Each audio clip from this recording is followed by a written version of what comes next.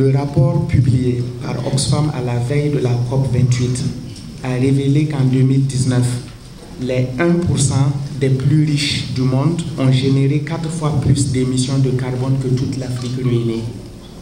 Ces émissions démesurées des 1% les plus riches vont causer 1,3 million de décès supplémentaires liés à la chaleur qui va se produire entre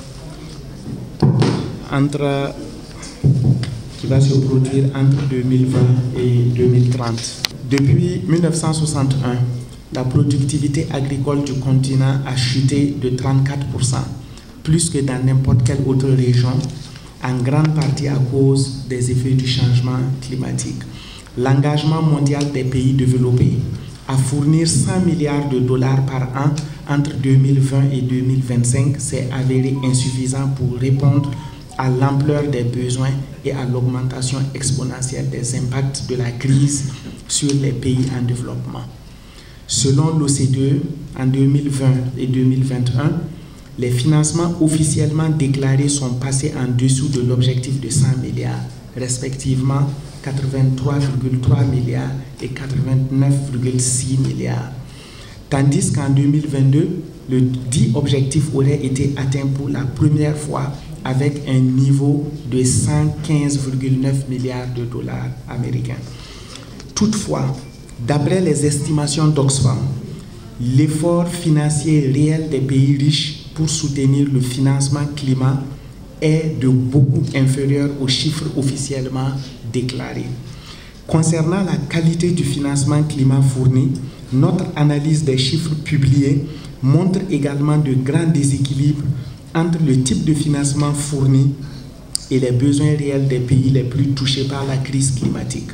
À l'échelle mondiale, en 2019-2020, seul un quart du financement public pour le climat était fourni sous forme de subventions, alors que plus de la moitié du financement accordé aux pays les moins avancés se faisait sous forme de prêts.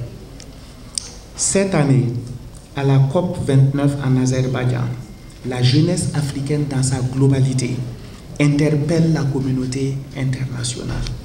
Mesdames et messieurs, Oxfam et les organisations de la société civile appellent les partis riches à engager 5 000 milliards de dollars par an pour inverser le cours de la crise climatique et régler la dette climatique due aux pays les plus durement touchés.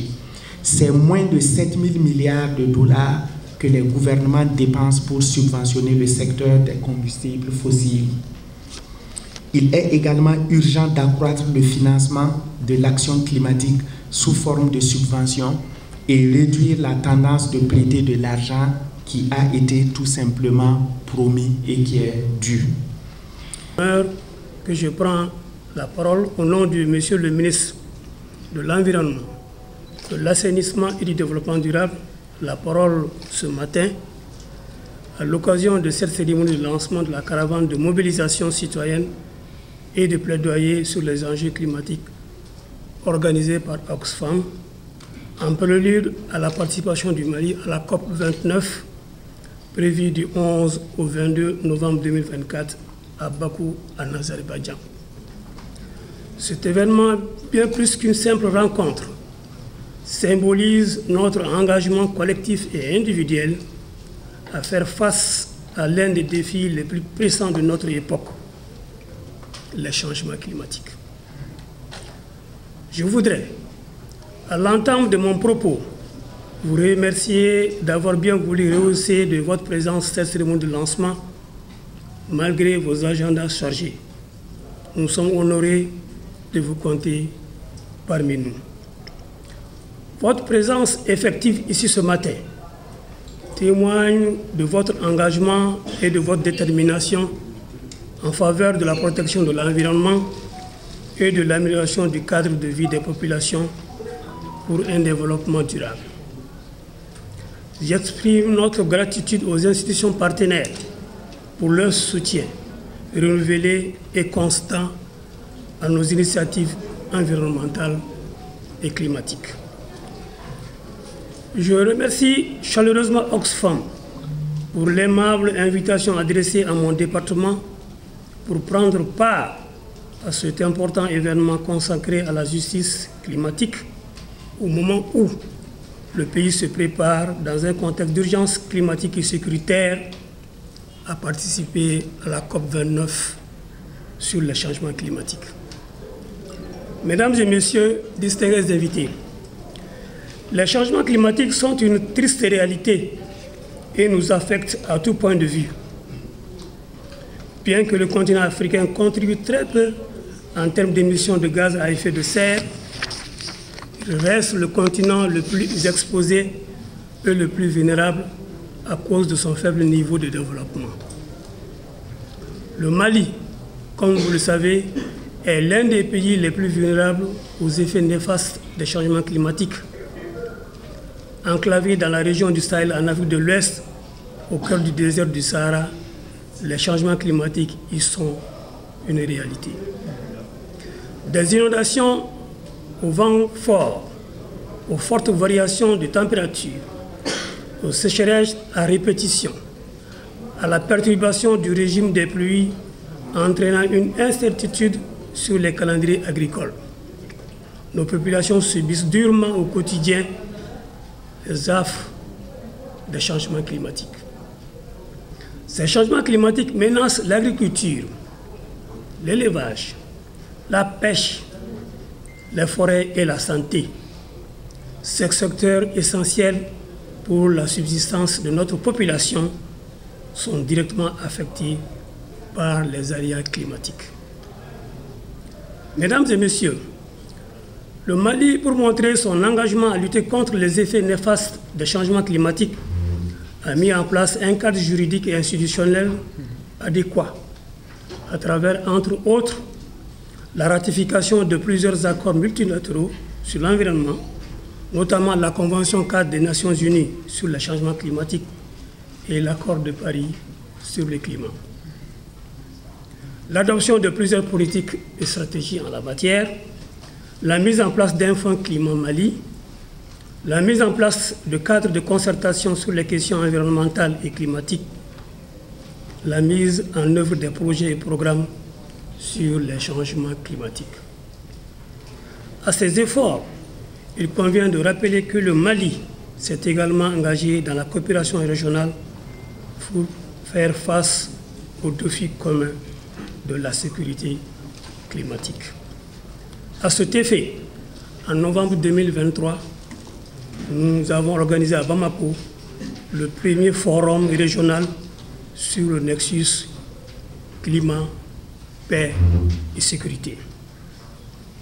Chers participants, c'est aussi le lieu et l'occasion pour moi de souligner l'importance de l'éducation et de la sensibilisation. En sensibilisant les citoyens aux enjeux climatiques, nous leur donnons les outils pour agir et pour devenir des acteurs de changement au sein de leur communauté. Ce processus commence dès le plus jeune âge et se prolonge tout au long de la vie. Il est donc crucial que cette caravane de mobilisation mette en place des actions concrètes pour éveiller les consciences, informer et inciter à l'action. À ce jour, l'essentiel des actions d'information doit aller dans le sens de la recherche de la justice climatique. Les pays du Sud, qui sont parmi les moins pollueurs de la planète, ne peuvent contribuer à subir de manière disproportionnée les conséquences des émissions de gaz à effet de serre des pays industrialisés. Nos populations, qui représentent les 2/3 de la population mondiale, ne doivent plus être les victimes silencieuses de la pollution générée par le tiers le plus riche de l'humanité. Il est donc impératif que les changements pris dans le cadre de la lutte contre le changement climatique soient respectés et que le financement promis soit déployé de manière efficace et rapide. Mesdames et messieurs, comme vous le savez, cette caravane qui sillonnera presque toutes les régions du pays intervient au moment où le Mali se prépare à prendre part à la COP29 qui, je le rappelle, se tiendra du 11 au 22 novembre prochain à Bakou, en Azerbaïdjan. La COP29 sera une occasion cruciale pour aborder les risques climatiques qui pèsent sur notre environnement et la justice climatique à laquelle vous aspirez.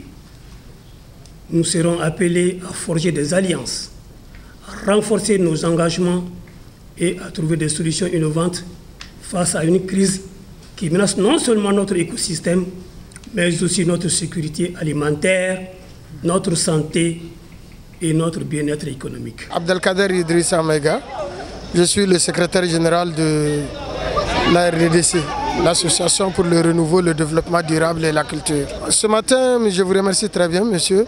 Ce matin, la rencontre de ce matin cadre réellement avec les objectifs de notre association. Puisque la RDDC étant une association d'abord humanitaire, qui œuvre aussi dans le développement durable et encore qui lutte pour le changement climatique. Donc la rencontre de ce matin est à point nommé et nous sommes au cœur vraiment de cette rencontre. Puisque le changement climatique c'est une réalité et ça nous interpelle tous.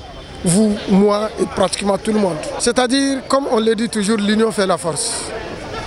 L'union fait la force. C'est ensemble que nous pouvons amener vraiment ce changement.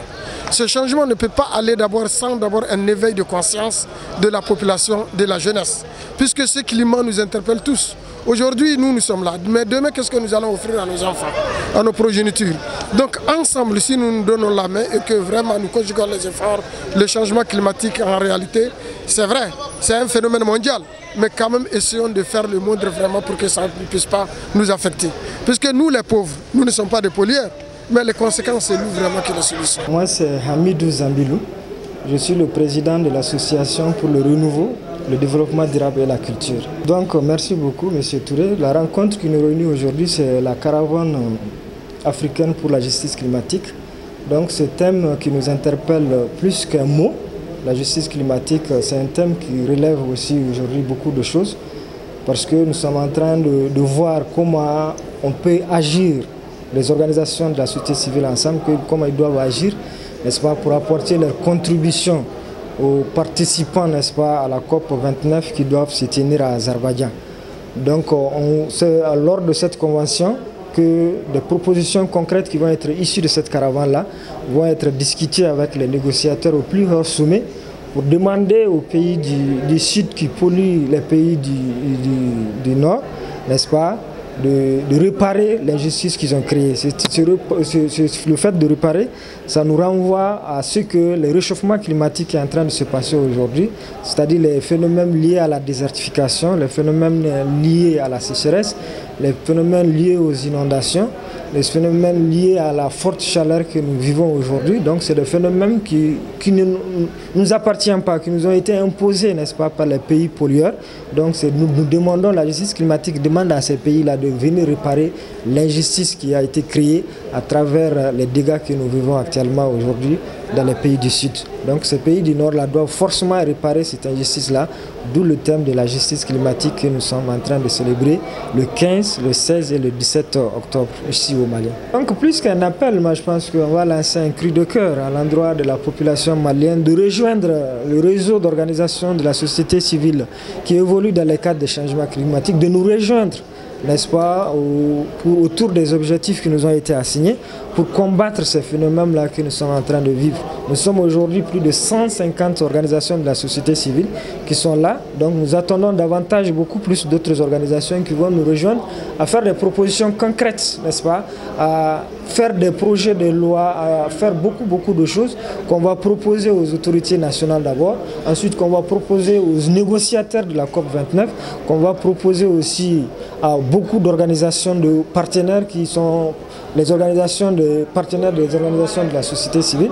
Donc ces propositions-là vont être discutées au plus haut niveau, au niveau de ces pays du Nord-là, qui polluent là, pour qu'ils puissent réparer vraiment l'injustice climatique qui est en train de se passer aujourd'hui. Bon, aux autorités maliennes, nous leur demandons davantage de les projets, tous les protocoles qui sont en vigueur, le protocole de Paris et tout ce les décisions qui sont prises au niveau des sommets là, de les faire en sorte que ces décisions-là deviennent des forces, qui deviennent des lois, qui doivent même être proposées au niveau de l'Assemblée nationale, au niveau du CNT, pour que ces lois puissent être des projets de loi qui vont être appliqués et être imposés, n'est-ce pas, pour que ce changement puisse venir un jour, à partir aussi des pays du Sud qui peuvent peut-être prendre certaines choses en compte pour qu'ils obligent maintenant à ces pays du Nord-là, qui polissent là vraiment de réparer l'injustice qui est en train de se créer.